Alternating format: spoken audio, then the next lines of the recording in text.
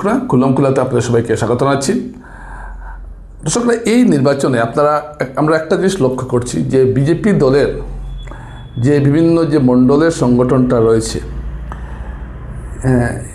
এই সংগঠনগুলোর কাজকর্ম নিয়ে দলের ভেতরে নানা ধরনের প্রশ্ন উঠছে। বিশেষ করে শিলচরে আপনারা জানেন যে শিলচর 3 মণ্ডলের মধ্যে সর্বানন্দ সান্যালের সভায় মানুষ কম হওয়ার বিষয়টি নিয়ে মণ্ডলের ভূমিকায় প্রশ্ন উঠেছে এবং এই প্রশ্ন ওঠার পর এই যে মণ্ডল কমিটিগুলোর ভূমিকা দলের জন্য কি হওয়া উচিত এটা নিয়েও একটা কথা উঠেছে দলের ভেতরে। বিজেপির সংগঠন ভিত্তিক দল এবং বিজেপির সংগঠন অত্যন্ত মজবুত, এটা আমরা জানি এবং দেখেছি। কিন্তু এই নির্বাচনে আমি লক্ষ্য করলাম, আমি না, ধরুন আপনারা সবাই হয়তো লক্ষ্য করেছেন, একটু মন দিয়ে যদি আপনারা দেখেন তাহলে দেখবেন যে মণ্ডলের কর্মকর্তারা কোনো না কোনো ব্যক্তির প্রতি পক্ষপাতিত্ব করছেন। দেখা গেছে কেউ একজন বিধায়ক হলেন, মণ্ডল কমিটি তিনি তৈরি করলেন তার পছন্দের লোকদের দিয়ে। তারপর যদি তিনি পরবর্তী নির্বাচনে যদি তিনি টিকিট না পান, তাহলে তার মনোনীত ব্যক্তিরা দেখা যায় ততটুকু কাজকর্ম করে না। এর ফলে সাংগঠনিক ক্ষেত্রে বিজেপির অসুবিধা হয়।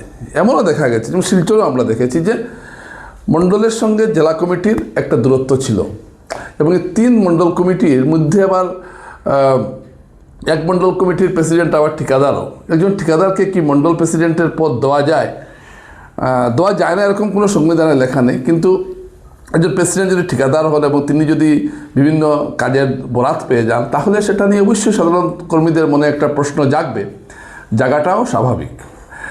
তাই এই শিলচর সহ বিভিন্ন জায়গায় দেখা গেছে যে মণ্ডলগুলোকে ঠিকঠাক কাজ করানো যাচ্ছে না। বেশিরভাগ মণ্ডলের সঙ্গে সিটিং এমএলএদের একটা ভালো সম্পর্ক থাকে এবং যখনই সিটিং এমএলএরা টিকিট পান না, তখন মণ্ডল ঠিকমতো কাজ করতে চায় না, বা তারা কাজ যদি করেও তাহলেও তাদেরকে সন্দেহ করা হয়।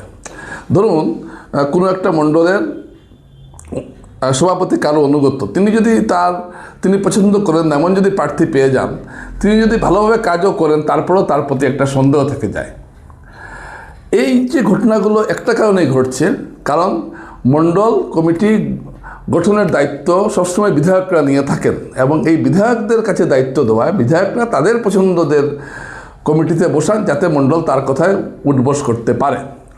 এর ফলে কি হয়েছে, বিজেপির যে একটা বহু চর্চিত যে সংগঠন সেটা দুর্বল হয়ে পড়েছে। সর্বানন্দ সান্যালের যে জনসভা হবে, এটা কিন্তু অনেক বুথ প্রেসিডেন্ট জানেনই না। বিজেপির যে সংগঠনটা মূলত দাঁড়িয়ে আছে বুথ প্রেসিডেন্টদের উপর, কারণ প্রতিটি বুথে বুথ এবং পৃষ্ঠা প্রমুখদের উপর বিজেপির গোটা সংগঠনটা যে আপনারা দেখছেন, এটা কোনো মণ্ডল সভাপতির উপর বা জেলা সভাপতির উপর দাঁড়িয়ে নয়। এটার ভিড়টা হলো, সবচেয়ে নিচেরটা হলো পৃষ্ঠা প্রমুখ, অর্থাৎ একটি পৃষ্ঠার যিনি প্রমুখ বা তার দায়িত্ব দেওয়া হয়েছে, এবং তারপরে আছেন বুথ কমিটিগুলো। এই বুথ কমিটিগুলোর উপরে বিজেপির পুরো সংগঠন নির্ভর করছে। এই বুথ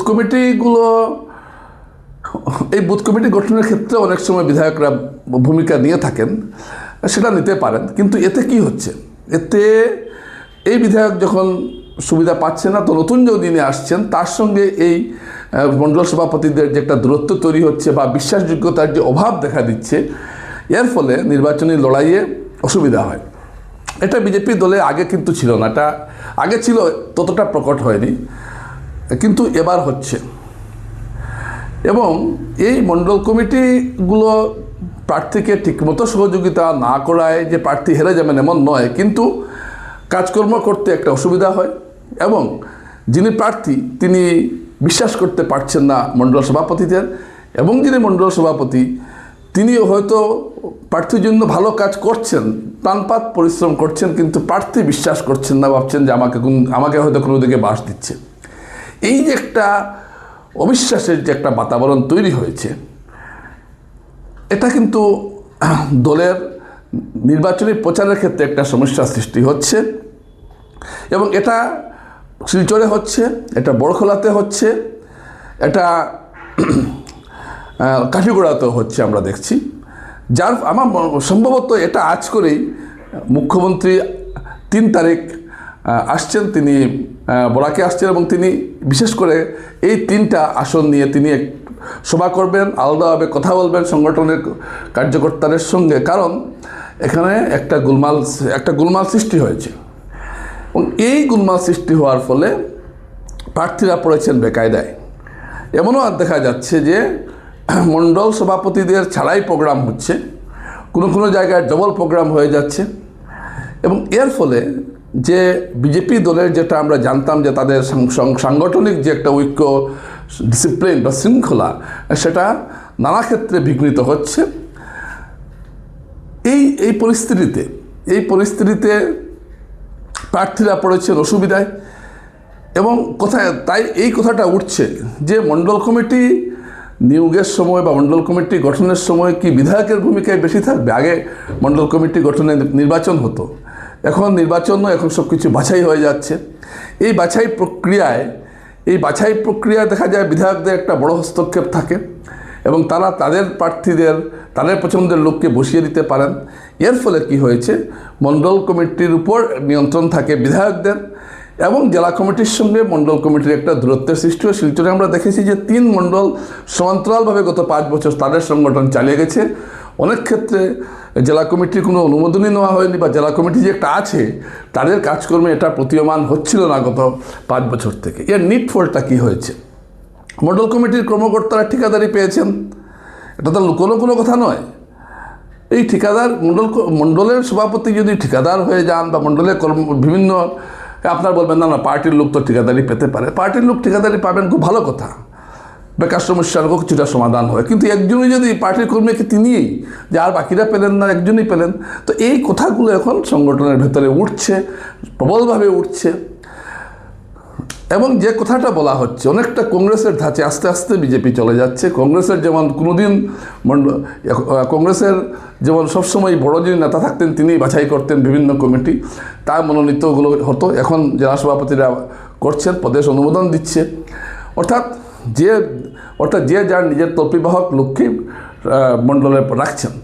বিজেপিতে এই নিয়মটা ছিল না, কিন্তু গত 5 বছরে আমরা দেখলাম বিভিন্ন বিধানসভা এলাকায় এই নিয়মটাই চালু হয়েছে।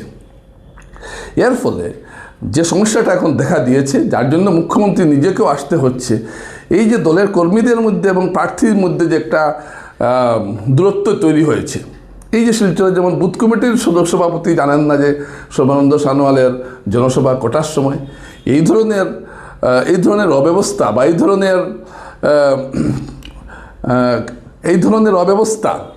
এই ধরনের শৃঙ্খলাহীনতা বিজেপিতে ছিল বলে আমার অন্ততপক্ষে জানা নেই। কিন্তু এখন এটা হচ্ছে, কারণটা হচ্ছে এটাই যে বিধায়করা বা যারা যিনি নেতা হন, যিনি বড় নেতা হন বা তারা তার লোকদের বিভিন্ন পদে বসাতে চান এবং তিনি যখন ক্ষমতার থেকে সরে যান বা তার যখন কোনো ক্ষমতা থাকে না, তখন তার যারা বসংবদরা যারা আছেন তারা তখন নতুন যিনি আসছেন তাকে সহজে হজম করতে পারেন না, ডাইজেস্ট করতে পারেন না, যার ফলে সমস্যা তৈরি হয়েছে। এগুলো আরও হবে এবং এই সমস্যার মধ্যে দিয়েই এখন বিজেপিকে নির্বাচনী লড়াই লড়তে হচ্ছে। বিজেপির একমাত্র শুধু শাসক দল থাকায় হয়তো এই খামতিগুলো চোখে আসছে না, কিন্তু এই সমস্ত ঘটনার জন্য বিজেপি কিন্তু একটা অসুবিধার মধ্যে পড়েছে এই নির্বাচনে। যদিও তারা অসুবিধা কাটিয়ে উঠবে, কিন্তু কিছুটা হলেও ক্ষতি দলের হওয়ার সম্ভাবনা দেখা দিয়েছে। নমস্কার।